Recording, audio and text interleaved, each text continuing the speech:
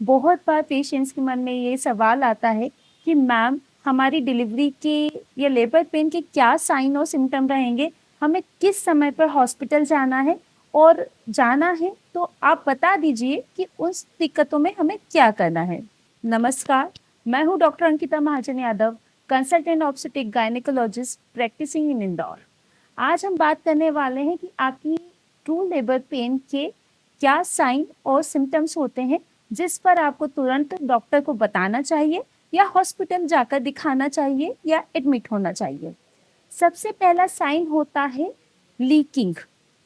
Leaking मतलब अगर पेशाब जैसा तरल पदार्थ आपकी वेजाइना से आ रहा हो या आपको ऐसा लग रहा हो कि मुझे पेशाब नहीं करने पे भी या बैठे बैठे भी कपड़े गीले हो रहे हैं, तो लीकिंग होने पे आपको तुरंत ही हॉस्पिटल जाना चाहिए।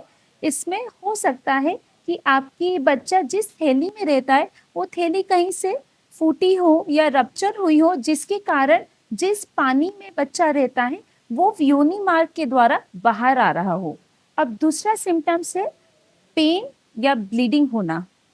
पेन अगर आपको लोअर साइड में पेन हो, मिड थाई में पेन हो और बैक एक हो, वो भी रुक रुक के, और उसके साथ ही आपकी बच्चादानी थोड़ी थोड़ी देर में कड़क हो रही हो, ये पेन आपके बढ़ रहे हो समय के साथ और या फिर कंटिन्यूस हो रहे हो, अगर बंद ना हो रहे हो तो इस कंडीशन में आपको हॉस्पिटल जाना चाहिए।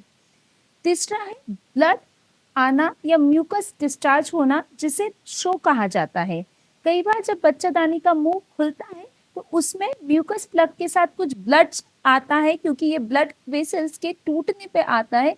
ये ब्लडी डिस्चार्ज होने पर भी आपको एक बार डॉक्टर को कंसल्ट करना चाहिए कि ये कोई घबराने की बात तो नहीं है।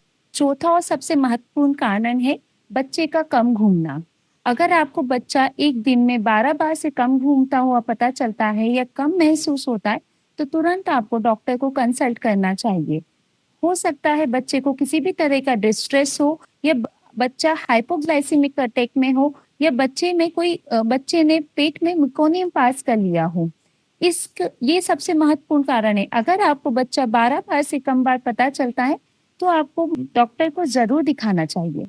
तो ये महत्वपूर्ण 4 कारण है जिसमें आपको हॉस्पिटल जाने की जरूरत पड़ सकती है आपके डिलीवरी के अंतिम चरण में।